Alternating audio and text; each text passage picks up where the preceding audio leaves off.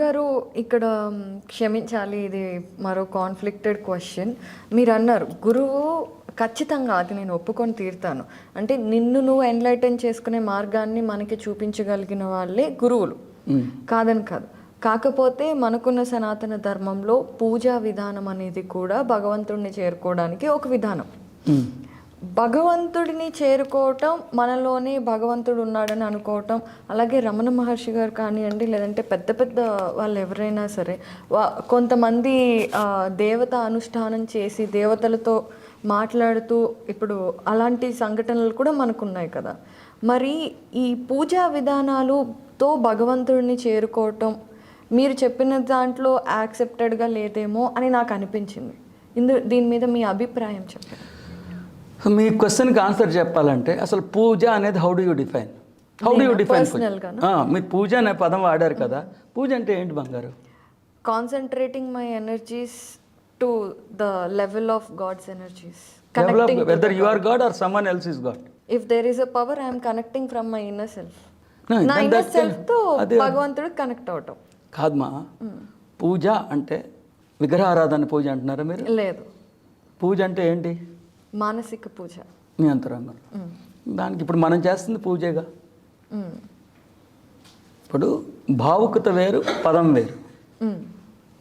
మీ friends ముగ్గురున్నారు అనుకో బంగారు, పూజ అన్న పదం వాడినప్పుడు మీలో ఒక భావుకత ఉండొచ్చు, మీ ఫ్రెండ్కి ఇంకో భావం. పూజ అన్న పదం నేను అనగానే మీకేమో ఒక రకమైన భావన వచ్చింది, మీ ఫ్రెండ్కి ఇంకో రకమైన భావన వచ్చింది, ఇంకోళ్ళకి ఇంకో భావన వచ్చింది. నేను ఒక్కటి చెప్తున్నా, గుర్తుపెట్టుకో. గీతాశాస్త్రం ప్రకారం నేను చెప్తున్నది మై ఆసక్త మనా, 7వ ప్రకరణం తొలి శ్లోకం, విజ్ఞాన సహిత జ్ఞానయోగం, లేకపోతే విజ్ఞాన సహిత యోగం. ఏమైతే 7వ ప్రకరణం, ఓకేనా? దాంట్లో ఎత్తుగడ మై ఆసక్త మనాహ, హృదయాంతరంగంలో కొలువై ఉన్న నేనుగా పిలువబడుతున్న అంతర్యామి మీద, అంతర్యామిగా పిలువబడుతున్న నేను మీద ఆసక్తిని పరినిర్మించుకోగలిగే మానసిక వ్యవస్థని పరినిర్మించుకో. I repeat my dear child, my ఆసక్త మనా. ఒకసారి అనండి మీరు, మై ఆసక్త మనా. ఓ Arjuna, construct a thinking pattern where you give utmost priority to the inner consciousness, the true soul, the true self. అంటే హ్యూమన్ బీయింగ్కి ఒక టెండెన్సీ ఉంటుంది, దేవుడు ఎక్కడో బయట ఉన్నాడేమో, ఇంకెక్కడో ఉన్నాడేమో అని ఒక టెండెన్సీ ఉంటుంది. కాదురా బాబు, నీ హృదయాంతరంగంలోనే అంతర్యామి ఉన్నారు.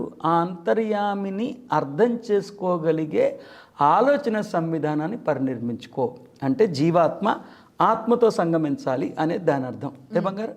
మై ఆసక్త మనా అంటే సందర్భోచితంగా థింకింగ్ ప్యాటర్న్, థింకింగ్ సందర్భం. ఓ Arjuna, construct a thinking pattern where the utmost priority is given to the god with him. నీ నిజమైన నేనికి ప్రథమ ప్రాధాన్యతని ఇవ్వగలిగే ఆలోచన సంవిధానాన్ని పరినిర్మించుకో. అంటే అక్కడ ఏం చెప్తున్నారు? మయి, నిజమైన నేనుతో సంగమించు. ఓకేనా? మరి దానికి ఎండింగ్ ఏం చెప్పారు తెలుసా? 8th చాప్టర్ ఎండింగ్లో మై గురించి తెలుసుకోమని లాస్ట్కి శ్రీకృష్ణుడు ఏం చెప్పారు తెలుసా? తెలీదండి. 8th చాప్టర్ ఎండింగ్లో ఉంటుంది. ఏమనంటే, నువ్వు అత్యంత భయంకరమైన తపస్సులు చేస్తే నీకే ప్రతిఫలం వస్తుందో, ఏమా, తర్వాత దానాలన్నీ చేస్తే నీకే ప్రతిఫలం వస్తుందో, తర్వాత చతుర్వేదాలు చదివితే నీకే ప్రతిఫలం వస్తుందో, అన్ని యజ్ఞాలు చేస్తే నీకే ప్రతిఫలం వస్తుందో, దానికన్నా మించి నీలోని నిజమైన నేనుతో సంగమించడం వలన నీకు ఆ ప్రతిఫలం వస్తుంది. క్లియరా?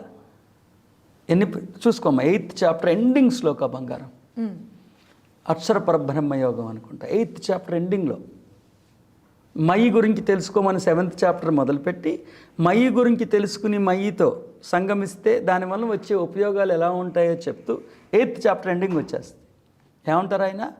క్లియర్గా చూసుకోవాలి. నువ్వు వేదాలు పఠించటం వలన నీకే ప్రతిఫలం వస్తుందో, యజ్ఞాలు చేయటం వలన నీకే ప్రతిఫలం వస్తుందో, దానాలు చేయటం వలన నీకే ప్రతిఫలం వస్తుందో, అత్యంత భయంకరమైన తపస్సులు చేయటం వలన నీకే ప్రతిఫలం వస్తుందో, వీటన్నిటికన్నా మించిన ప్రతిఫలం నీకు నీ హృదయాంతరంగంలో కొలువైన మయితో సంగమిస్తే నీకు అది వస్తుంది, దానికన్నా మించింది వస్తుంది అన్నారు.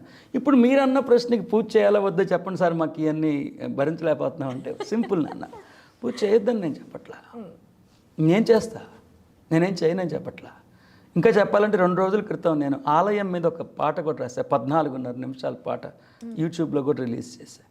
సో పూజ చేయొద్దనో, ఆలయాలకు వెళ్ళొద్దనో, మన సనాతన సాంప్రదాయంలో మనకి సాంప్రదాయబద్ధంగా వస్తున్న ఆచార వ్యవహారాలు ఇవన్నీ చేయొద్దని నేను చెప్పట్లా. పూజ చేసేటప్పుడు కొన్ని మంత్రాలు చదువుతాం కదా, అవును, దాని అర్థం తెలుసుకుంటే మనం మాట్లాడుకున్నదే ఉంది ఆ మంత్రాలు. ఫర్ ఎగ్జాంపుల్ ఏ మంత్రం అయినా దానికి ఒక అంతరార్థం అర్థం ఉంటుందా లేదా? ఖచ్చితంగా అర్థం ఉంటుంది, అంతరార్థం ఉంటుంది కదా. సో శివోహం అనుకోరా, శివోహం మంత్రం అని నేను చెప్పట్లా, శివోహం అని ఒక ప్రయోగం ఉంది నాన్న, శివోహం అని అంటున్నాం. తెలియకుండా శివోహం అనుకున్నప్పుడు శివుడి పూజ చేయడానికి వాడుతున్నాం మనం కదా. మన శివరాత్రి అప్పుడు శివోహం శివోహం శివోహం అంటాం, శివుడి పూజ కింద ఉంది అది, శివోహం అంటున్నాం. కానీ అర్థం ఏంటి? శివ అంటే దైవం, అహం అంటే నేనే, ఐఎమ్ గాడ్. మరి తెలిసి అంటే ఎలా ఉంది, తెలియకుండా అంటే అర్థం ఎలా ఉంది? బ్రహ్మవిత్ బ్రహ్మైవ భవతి, తెలియకపోతే బ్రహ్మవిత్ బ్రహ్మైవ భవతి. తెలిస్తే తాను బ్రహ్మనని తెలుసుకున్నవాడే అసలైన బ్రహ్మ. సో మనం పూజా సమయంలో ఉచ్చరిస్తున్న ప్రతి సుశబ్దంలో ఆధ్యాత్మిక జ్ఞానమే ఉపస్థితమై ఉన్నది. ఏం బంగారు? మనం పూజా సమయంలో ఉచ్చరిస్తున్న ప్రతి శబ్ద తరంగంలో ఆధ్యాత్మిక జ్ఞానం అంటే నిజమైన నేను గురించే ఉంది, అంతర్యామి యొక్క వైభవం గురించే ఉన్నది.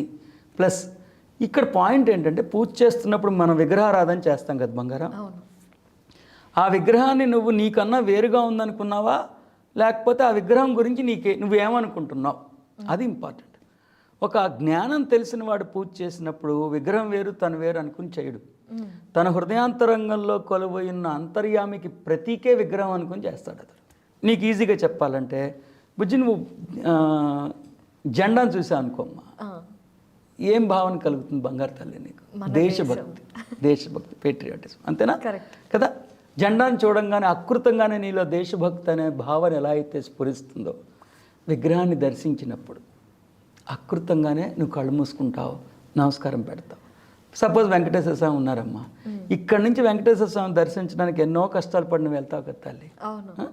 ఆ కొన్ని క్షణాలే కదమ్మా అక్కడ మనం ఉంచేది గర్భగుడిలో. ఆ కొన్ని క్షణాల పాటు ఎందుకు మీరు కళ్ళు మూసుకుంటున్నారు అంటే, జెండాకి దేశభక్తికి ఏం సంబంధం ఉందో, బాహ్యంలో ఉన్న విగ్రహానికి అంతరంగంలో ఉన్న అంతర్యామికి ఆ సంబంధమే ఉన్నది. విగ్రహాన్ని చూడంగానే కళ్ళు మూసుకుంటున్నావు అంటే నీ హృదయాంతరంగంలో ఉన్న దైవానికే నువ్వు నమస్కరించుకుంటున్నావు. కాబట్టి జ్ఞాని యొక్క దృక్కోణంలో విగ్రహం తన హృదయాంతరంగంలో ఉన్న దైవానికి ప్రతీక. అలాగే ఆ విగ్రహానికి నమస్కరించుకుంటున్నప్పుడల్లా తన అంతర్యామికి ప్రతీకగా ఉన్న విగ్రహానికి నమస్కరించుకుంటున్నాడు. అలాగే అప్పుడు అర్చకుడు ఉచ్చరించే ప్రతి శబ్దం, ప్రతి మంత్రం ఆ హృదయాంతరంగంలో ఉన్న అంతర్యామి యొక్క వైభవం గురించి చెప్తాడు. ఏమని? ఆయన విశ్వమంతా ఉన్నారు, ఆయనకన్నా శక్తివంతమైన వాడు ఇంకెవరు లేరు, ఆయనే పురుషోత్తముడు, ఆయనే అద్భుతమైన వాడు. అవన్నీ వాటి అర్థాలు తెలిస్తే, అవన్నీ నేను కాదు అనుకుంటే ఉపయోగం లేదు. అవన్నీ నా గురించే అర్చకుడు చెప్తున్నాడని అర్థమైపోతే పూజ చేసుకోవడం వల్ల చాలా ఉపయోగమే ఉంటుందని నేను భావిస్తున్నా. నేను చెప్తున్న ఈ అద్వైతానికి పూజ చేసుకోవడానికి వ్యతిరేకం కానే కాదు. కాకపోతే అద్వైతం తెలిస్తే పూజ ఎందుకు చేసుకుంటున్నాం, పూజ చేస్తున్నప్పుడు అనేక ప్రక్రియలు ఎందుకు నిర్వహిస్తాం, ఇవన్నీ అర్థవంతమైన జ్ఞానం తెలిసిపోద్ది. అర్థం పర్థం లేకుండా పూజ చేయటం బెటరా, అర్థం పర్థం లేకుండా శబ్దాలను ఉచ్చరించడం బెటరా, అర్థం తెలుసుకుని మనం ఒక ప్రక్రియ చేస్తున్నామంటే ఇది ఎందుకు చేస్తున్నామో తెలుసుకుని చేయటం బెటరా కాదా బంగారు? అంతే, అన్ని తెలుసుకొని చేయాలి. ఒక శబ్దం ఉచ్చరిస్తే ఆ శబ్దం యొక్క అర్థం తెలియకుండా ఉచ్చరించడం బెటరా, ఆ శబ్దం యొక్క అర్థం అంతరార్థం తెలుసుకుని ఉచ్చరిస్తే ప్రయోగం ఉంటుందమ్మా? తెలుసుకుని చేస్తేనే. సో అద్వైతం తెలిస్తే, జ్ఞానం తెలిస్తే ఎవరు పూజలు మానేరు. కాకపోతే ఇంతకుముందు ఎందుకు చేస్తున్నామో తెలియకుండా చేస్తాం, ఇప్పుడు దాంట్లో అర్థం ఏంటి, అంతరార్థం ఏంటి, పరమార్థం ఏంటో తెలుసుకునే చేస్తాం. కాబట్టి నేను పూజలకో ఆచార వ్యవహారాలకు వ్యతిరేకని కాదు, కానీ అర్థం పర్థం లేకుండా చేయటంలో వ్యతిరేకని. ఉదాహరణకి మనం జుట్టు ఇస్తామమ్మా, తలనీలాడిస్తాం. దేనికి ఇస్తాం? జుట్టు అందానికి ప్రతీక, మన అహంకారానికి ప్రతీక. అందం అహంకారానికి ప్రతీక. సో ఎప్పుడైతే మనం భగవంతుడికి మన తలనీలాలను ముండనం చేసుకుంటున్నామో దాని అర్థం ఏంటి? నాకు బాహ్య సౌందర్యం కన్నా అంతర్ సౌందర్యమే, సౌశీల్యమే మిన్న అని తెలియచెప్పడం కోసమే మనం చేస్తున్నాం కదా. సో అలా తెలుసుకుని చేస్తే మన పెద్దలు పూర్వీకులు చెప్పిన ప్రతి ఆచార వ్యవహారంలోనూ ఖచ్చితంగా అద్వైతమే ఉన్నది, ఆధ్యాత్మిక జ్ఞానమే ఉన్నదని చెప్తున్నా. ముఖ్యంగా దేవాలయం సందర్శనలో ఉన్న అంతరార్థాలు కూడా నేను సరళంగా ఒక 14 నిమిషాల సేపు వచ్చే పాటని ఒక 2-3 రోజుల క్రితం రిలీజ్ చేశాను. ఆ పాట ఒక 2 లైన్లు ఈరోజు మాకు వినే భాగ్యం కలిగిస్తే ఖచ్చితంగా యూట్యూబ్లో మొత్తం పాట వింటాము. ఒక 2 లైన్లు. 2 లైన్ అంటే మెయిన్ ఏంటంటే విగ్రహం మన ఆదర్శం యొక్క దర్శనం. అంటే మీరు చదువుకునేటప్పుడు థింగ్స్ టు బి డన్ అని అనుకుంటాం కదా, ఈ వారంలో చదువుకోవాల్సిన చదువు ఏంటి, టార్గెట్ ఏంటి అని అనుకుంటాం కదా. సో మనిషి ఉన్న స్థితి ఇది, ఉండాల్సిన స్థితి అది దైవం స్థితి అన్నమాట. ఓకే. అర్థం ఉన్న స్థితిని చూపిస్తుందమ్మా, విగ్రహం ఉండాల్సిన స్థితిని చూపిస్తుంది. సో మనిషి ఇప్పుడు ఇలా ఉన్నాడు, కానీ తన ఒరిజినల్ కాన్షియస్నెస్, ఇన్నేట్ కాన్షియస్నెస్ అది కాదు, అలా ఉండాలి. విగ్రహంలో ఉన్న దైవంలాగా ఉండటం తన సహజ స్థితి, కాబట్టి అదే తన ఆదర్శం. సో విగ్రహం ఆదర్శం యొక్క దర్శనం. ఓకేనా? అలాగే ప్రతి మానవుడిలో పశుత్వం ఉంటారు, పశుపతి ఉంటారు. పశుత్వం అంటే మూలాధార స్వాధిష్టాన మణిపుర చైతన్య స్థితిలో, అంటే ఇంకా దైవం నీ స్వయం ఇంకా అంతర్యామిని ఆవిష్కరించుకోక ముందు ఉన్న స్థితి పశుత్వం. ఆ పశుత్వం నుండి పశుపతికి ఎదగటమే కదా మనం చేస్తున్న ప్రయత్నం. పశుపతి అంటే పశుత్వాన్ని అధిగమించిన స్థితి. పశుత్వానికి ప్రతీకగా నంది గుడి బయట ఉంది, పశుపతికి ప్రతీకగా పరమేశ్వరుడు గర్భగుడిలో ఉన్నాడు. అలా పశుత్వంలో ఉన్నప్పుడు పశుపతిని చూడటం అన్నప్పుడు నువ్వు ఫస్ట్, సెకండ్, థర్డ్ కాన్షియస్నెస్లో రెడీలు అయిపోయి ఉంటే నువ్వు టార్గెట్ చేయి, ఆ పరమాత్మ గురించి తెలుసుకో. అలాగే గుడికి వెళ్ళినప్పుడు మనం హారతించుకుంటాం, తీర్థం తీసుకుంటాం, సాంబ్రాణి తీసుకుంటాం. ఇవన్నీ కూడా ఇంద్రియాతీతమైన జ్ఞానం ప్రాంగణంలోకి మనం ప్రవేశిస్తున్నప్పుడు ఇంద్రియాలు సహజంగానే డల్ అయిపోతాయి. అవును, మీకు తెలిస్తే ఇప్పుడు ఇంతసేపు స్పిరిచువాలిటీ చెప్తుంటే మీకు తెలియకుండానే ఒక రకమైన డల్నెస్ వస్తుంది. ఎందుకంటే సెన్సరీ ఆర్గాన్స్కి సంబంధం లేదు కాబట్టి. ఇదే మన లౌకికమైన అఫైర్ చెప్పండి, ఎక్కడ కొంటే ఎంత రేటు పెరుగుద్ది, ఏ షేర్లు కొనుక్కుంటే ఎలా మనం చేసుకోవచ్చు, ఎక్సైట్ అవుతాం, అడ్రినలిన్ రష్, తర్వాత ఎన్నింటికి తినాలి, ఎన్నింటికి పడుకోవాలి, ఇవన్నీ మన భౌతికానికి ఇంద్రియాలకి సంబంధించిన ఇన్ఫర్మేషన్ కాబట్టి అవి చెప్తుంటే భలే హుషారుగా ఉంటాయి సెన్సరీ ఆర్గాన్స్. కానీ జ్ఞానం ఎప్పుడు ఇంద్రియాతీతమైనది, అలౌకికమైనది. మీరు ఫస్టే అడిగారు, సెన్సరీ ఆర్గాన్స్తో ప్రూవ్ చేయడానికి అవ్వదు సార్, ఇంత డిస్కషన్ ఎందుకు సార్, ఆత్మని చెప్పి తెచ్చి బలం మీద పెట్టి కోసి చూపించండి సార్ అంటే కుదరదు. సో ఎప్పుడు జ్ఞానం ఇంద్రియాతీతమైనది. సో ఇవాళ మనం అనుకుంటున్న ఆలయాలన్నీ ఒకప్పుడు జ్ఞానం చెప్పే విద్యాలయాలు. సో జ్ఞానం చెప్పే విద్యాలయంలో ఖచ్చితంగా ఇంద్రియాతీతమైన జ్ఞానం చెప్తున్నప్పుడు ఇంద్రియాలు డల్ అయిపోతాయి, ఇంద్రియాలకి యాక్టివిటీ ఉండదుగా బుజ్జిత. ఆ ఇంద్రియాలని యాక్టివేట్ చేయటం కోసం, దానికి కూడా ఒక రోల్ పరికల్పించడం కోసం ఆఘ్రాణేంద్రియం, సాంబ్రాన్ని పెట్టారు. మనం ప్రసాదం తింటాం లేకపోతే తాగుతాం, జిహ్వేంద్రియం, అలా తర్వాత గంట కొడతాం, అలాగే శ్రవణేంద్రియం, అలా ఇంద్రియాలన్నిటినీ దాంతో యాక్టివేట్ చేయడానికి మనం చేస్తాం.